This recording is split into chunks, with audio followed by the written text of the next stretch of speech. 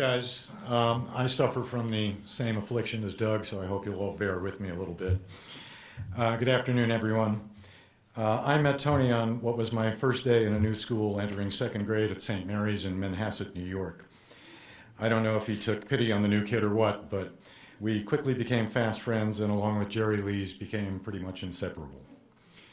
At that time, our main pastimes were sports and seeing how many nuns we could drive screaming from the order.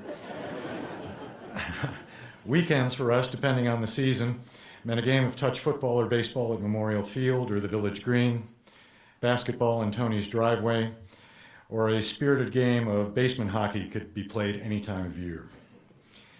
About the 7th grade, I was fortunate enough that my parents got together with some of their friends and they purchased a season box at Shea Stadium to see the Mets. The good news was that they didn't go too often, so the three of us got to hit about 20 or 25 games a year for several seasons. The seats were in a great location, field level, about 4 rows off the rail, just to the right of the backstop. Perfect for verbally abusing weak-hitting visiting catchers. And we took every advantage. It was also about that time that we started tearing up the links at Christopher Morley Park, a par 3 course that was close to Tony's house. And if you saw us swing then, you would never believe that there would one day be a tournament named after him in Palm Springs, for sure. When high school rolled around, changes were in the air. Tony went off to Chaminade, and Jerry and I went to Manhasset. And while sports were still a big part of our lives, music became a bigger influence, requiring the latest Pink Floyd album or Led Zeppelin album, and concerts at the Fillmore, Central Park, or my father's place were the order of the day. And, surprisingly enough, their slogan at the time proved to be true for us. Weekends were made for Michelob. Or Bud, or Pabst, pretty much anything we could get our hands on. Somehow we managed to make it through those 4 years relatively unscathed. Unfortunately, I can't say the same thing about Tony's father's Mercedes. During those school days, Tony always kept us entertained with his humor, which he honed over the years into some of the ways that we think of Tony today. Raconteur, unquestionably. No one could tell a story the way Tony could. Master joke teller with a repertoire to match any Borscht Belt comic for sure. But for me, it was his quick wit that stood out, how fast he was with a great line. When my wife Judy and I moved to the Pinehurst area in North Carolina, Tony came for his first visit. And there's a town called Vass that's just a couple of miles north of us that you pass on the way home. Well, we passed the exit sign for Vass, and just a little beyond that was a billboard advertising some local realtor. You've all seen them, giant headshot of some agent that looks like Phil Dunphy, with an odd line that says something like, "Let us make your golf vacation dream home come true." Less than a quarter mile later, and I'm doing 60 miles an hour, so we're talking seconds, Tony announces that if so inclined, he'd be the most successful realtor in the area. His slogan would be, "Let me sell you a piece of Vass."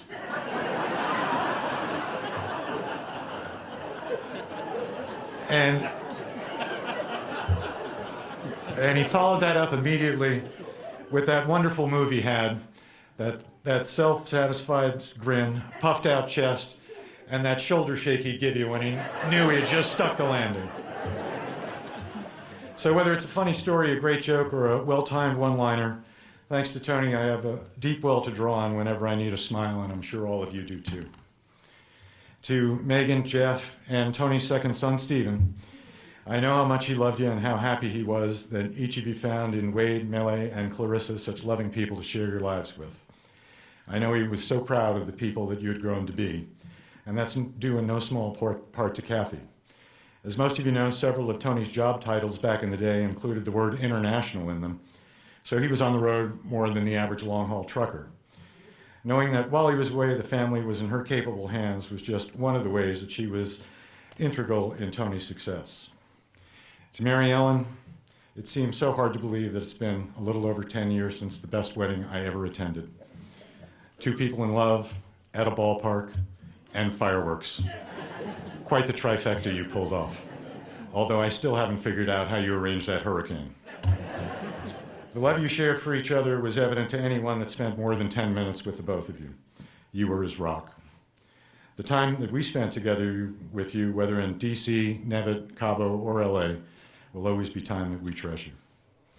In one of Tony's first posts on the Carrying Bridge site, he talks about going to confession at the hospital.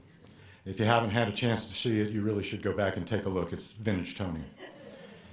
In it, he figured out that the priest he had just confessed to wasn't at all who he thought it was, but rather it was Clarence, the guardian angel from the film It's a Wonderful Life.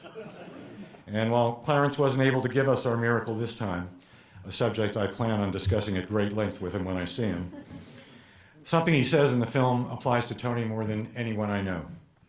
It's the scene where Jimmy Stewart's character, George Bailey, first realizes he isn't here. And Clarence tells him, each man's life touches so many other lives. When he isn't around, he leaves an awful hole, doesn't he? Well, Clarence, you got that one right. But with a terrific wife, a wonderful family, a cornucopia of great friends, and a life filled with love, joy, and laughter, it turns out that Tony was the richest man in Bedford Falls. To my friend Tony, my brother, I love you and I miss you. And although far too short, it was a wonderful life.